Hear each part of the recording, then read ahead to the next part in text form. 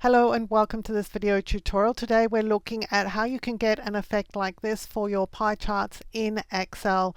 So I have a pie chart here that I've added a background to. So I've just selected over the pie chart. I've gone up here to the Format tab and gone to Shape Fill.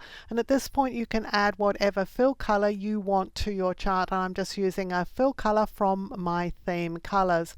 So I'm going to actually change that to a brighter pink. Now I can also get to my text items by selecting on any text item, go to the Home tab of the ribbon. At this stage I can make items bold or not bold, and I can also change the font color to, for example, a color from the theme. Now I've got these data labels here on the screen. They're pretty small in terms of the text, so I'm going to increase the text size just clicking on this option here on the Home tab of the ribbon. I'm also going to make them bold.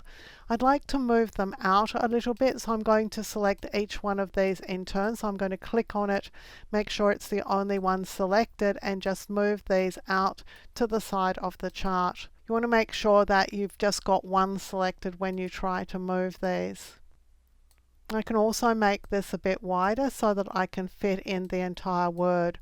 So this is getting a bit close to the border. I'm going to talk about that in just a minute. I'm also going to increase the size of this one and again move it away from the chart itself. Now you can't size all of these to the same size, but you can read off the size. So what I'm doing is selecting on this option and reading off the height there. So I know it's 024, so I'm just going to change the height of this one to match it. So if you think that you need to do that to make things more even, you can do so. Just notice that this height dialog works from left to right rather than from right to left. It's a little annoying that it doesn't work the way that when you select on it that most other options do inside Windows.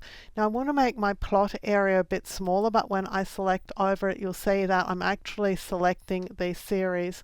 So to select the plot area, you're going to the Format tab. Firstly, you need to select your chart. Then you'll go to the Format tab and you'll go to this option here and you're going to select Plot Area. And that allows you to change the size of the plot within the container. So this is the container and this is the plot. So I can bring in the size of my pie chart. So it's always going to be a circle because it's a pie chart, but it does mean that I can select it and I can move it. But if you're going to move it, you want to make sure first of all that you've got the plot area selected. It's very easy to lose it. You also want to make sure that you move it by its edge. So I've lost it here, so let me just go and select it again. Let's go and grab it by its edge. If you don't grab it by its edge, there's a chance that you're actually going to move a pie slice, and that's not necessarily what you're trying to do. So again, I'm just going to make sure that I've got my plot area selected so I can move it down a little bit. Now I want to attach these data labels with little pointers. So I'm going to select over all of them. I'm going to click on the plus sign, go to data labels and more options.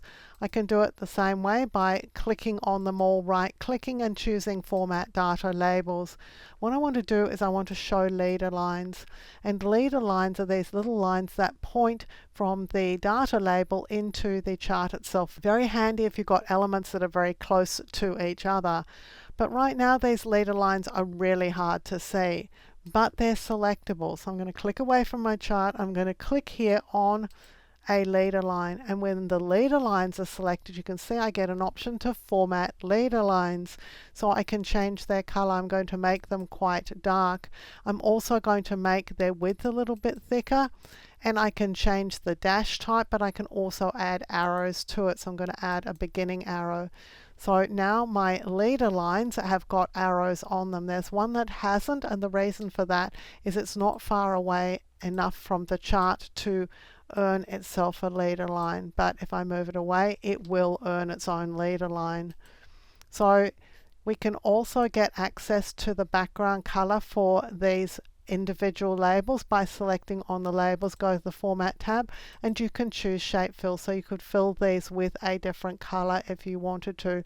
You could also add borders to them or remove borders. These look like they've got a slight border on them. So I'm just going to do no outline, and now they look like they don't have an outline. If you do want an outline, you're going to select on them, making sure all of them are selected, and go to shape outline and just add your outline to them. Once you've got an outline selected, you can change the weight and the dashes, for example. You could also add some sort of effect such as a drop shadow. So I'm just going to add a drop shadow to these as well. So there are lots of things that you can do to make your chart a little bit more interesting, and at some level it really depends on adding the things to the chart first of all, and then start looking for the options that you have for actually editing those. You won't be able to, for example, get access to these leader lines until you actually have a leader line, and then when you click on them you get access to the tools that you have available to actually edit those leader lines. Now it's also possible to add things like this shaded effect to the chart itself. So I'm going to click on the chart here, and assuming that because we were using the plot area before, we're going to try the plot area here. You can see that the format options are available and we can add a shadow. The problem is that the plot area itself is seen as a rectangle. So I'm just going to undo this. Instead, what we're going to do is select on the chart. So the thing that we said we wouldn't do before, we're going to do now, because now if we go to shape effects, we can add a drop shadow to the chart itself, not to the rectangle plot area that is actually containing the chart. And of course we can do similar things to the title for the chart. It can have a shape outline, a shape fill, and I'm going to just add that drop shadow effect to that as well.